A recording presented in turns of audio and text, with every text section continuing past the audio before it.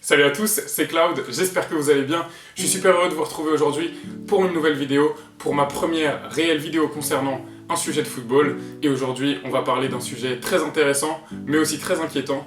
Pourquoi les cadors du foot européen sont-ils de moins en moins forts?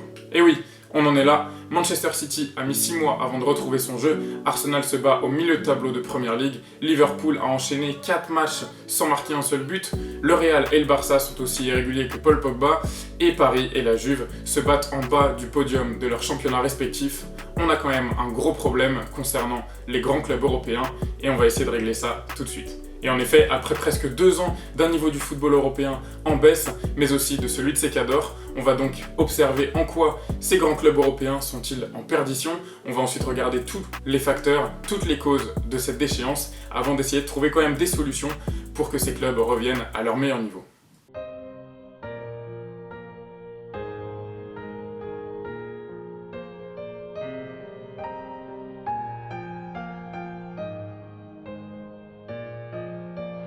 Cristiano Ronaldo! Who else on a big goal?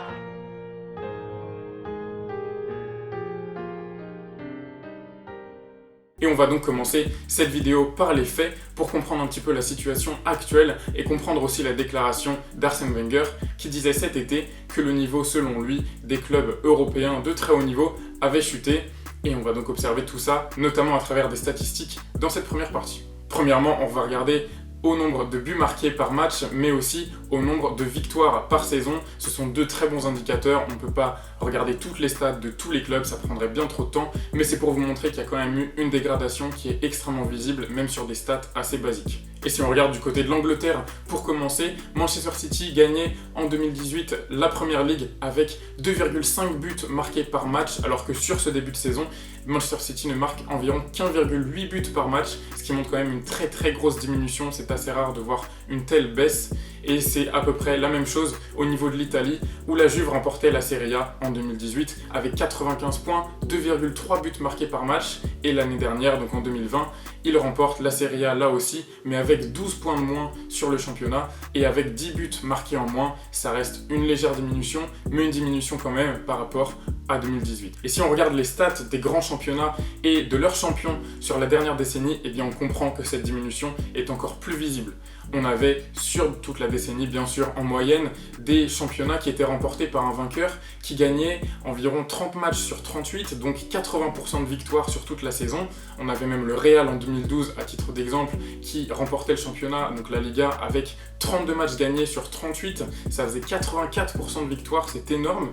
Mais quand on regarde cette saison, les stats de ces clubs-là, eh bien, elles en sont très loin. Et pour comprendre un peu plus cette régression au niveau des grands clubs européens, on peut bien sûr regarder du côté de la Champions League, compétition la plus prestigieuse où tous les plus grands clubs européens se retrouvent évidemment chaque année. Et quand on regarde les 10-15 dernières années, on comprend clairement la diminution qu'il y a eu au niveau des meilleurs clubs européens. On regarde par exemple en 2008 où on avait Chelsea, Arsenal, Barça et Manchester United. On regarde en 2012 où on avait Real, Bayern, Barça, Chelsea. Presque toutes les autres années, on avait quasiment que des cadors, des équipes qui étaient intouchables, à part quelques exceptions comme Dortmund ou Monaco. Et quand on regarde 2019-2020, on a eu un Tottenham qui était vraiment pas incroyable, on a eu l'Ajax, Lyon, Leipzig. C'est pas normal que des clubs comme ça arrivent aussi facilement en demi-finale. Il n'y a pas de critique, ils ont fait un parcours incroyable, mais mettez ces clubs-là en 2012, en 2015, en 2008, ils n'auraient jamais mis les pieds en demi-finale, tout simplement parce que les cadors européens à cette époque-là étaient bien meilleurs qu'à l'heure d'aujourd'hui.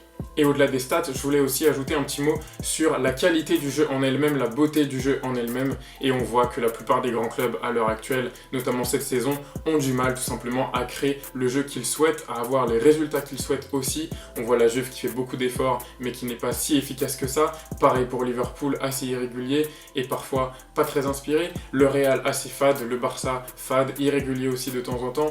Et on a beaucoup de problèmes à créer du jeu, à se créer des occasions, à faire des différences. Les joueurs ne prennent plus de risques et on a surtout un jeu très horizontal où on va du latéral au 6, au défenseur central, à l'autre latéral et ainsi de suite. Et évidemment, ça gâche le spectacle et ça gâche le résultat des équipes. Maintenant, on va passer aux facteurs et aux causes de cette situation. C'est extrêmement important de pouvoir les comprendre pour avoir un œil plus affiné sur ce qui se passe tout simplement. Et avant de passer aux différents facteurs, on a parlé un petit peu de tactique, on va en reparler juste après. Mais je voulais tout simplement dire un petit mot sur le fait que j'ai l'impression, et c'est une impression assez simple, mais j'ai l'impression que les immenses joueurs qu'on a eu sur la dernière décennie ne sont évidemment plus à leur meilleur niveau, hein, ils vieillissent. Cristiano Ronaldo, Lionel Messi, Zlatan, Lewandowski qui reste très fort mais qui vieillit aussi, Benzema pareil, Hazard qui n'est plus à son niveau, Neymar qui approche de la trentaine, plein de choses comme ça où ces immenses joueurs qui ont tout simplement façonné la dernière décennie ne sont plus à leur niveau, ce qui est tout simplement normal. Les suivants, donc les joueurs très prometteurs comme Haaland, Sancho, Joao Félix sont encore très jeunes et n'ont pas encore le niveau nécessaire. Et entre ces deux-là, eh bien, on n'a tout simplement pas de joueurs de 25-28 ans, des joueurs comme Hazard qui auraient pu éclater, comme Asensio, je parle des joueurs du Real, mais il y en a plein, qui tout simplement auraient pu et auraient même dû prendre la relève. Et donc on est dans cette phase de transition où on ne comprend pas réellement quels joueurs vont suivre, et en tout cas à l'heure actuelle il y a très peu de joueurs pour faire autant de différence qu'on a vu les Cristiano Ronaldo, les Messi et autres en faire sur la dernière décennie. Le premier facteur, c'est le facteur physique. Le Covid n'a vraiment pas aidé, il a même aggravé la situation depuis 2020 bien sûr. C'est la fatigue des joueurs tout simplement. Les joueurs, en tout cas avec le Covid, n'ont pas eu de pré-saison, ils n'ont pas pu avoir de matchs amicaux pour s'entraîner. Leur saison a débuté mi-septembre au lieu de fin août, ce qui fait que tout leur calendrier jusqu'à décembre a été très compressé et on a eu tout simplement énormément de blessés. C'est normal, mais ça ne facilite pas tout simplement la gestion de l'effectif. On a même certains entraîneurs qui n'ont pas très bien géré les blessures. On a vu Zidane pousser Benzema jusqu'à la blessure, on a vu Marquinhos jouer sous antidouleur, plein de choses comme ça qui font que l'état physique des joueurs n'est pas optimal et ne leur permet pas de jouer à leur meilleur niveau. Et en plus de ça, il y a l'ajout d'un match supplémentaire pendant les trêves, ce qui fait que les joueurs dans les grands clubs européens, qui sont bien sûr sélectionnés pour les trêves internationales, jouent très souvent, une fois tous les 3 jours, et ils arrivent en trêve internationale avec leur sélection, et évidemment il y a encore 3 matchs à jouer en 10 jours, c'est trop fatigant, c'est aux entraîneurs de gérer, mais comme on l'a vu, c'est pas toujours si simple. Au niveau du facteur psychologique ensuite, le Covid n'aide pas énormément et la situation n'est vraiment pas facile pour les joueurs. Beaucoup d'entre eux sont isolés, dès qu'ils ont le Covid ils doivent rester seuls, ils ne peuvent pas voir leur famille énormément parce qu'ils ont beaucoup de matchs, leurs entraîneurs se plaignent de ce calendrier qui est très chargé. Il y a aussi pas mal de blessés évidemment à cause de tous ces matchs qui s'enchaînent.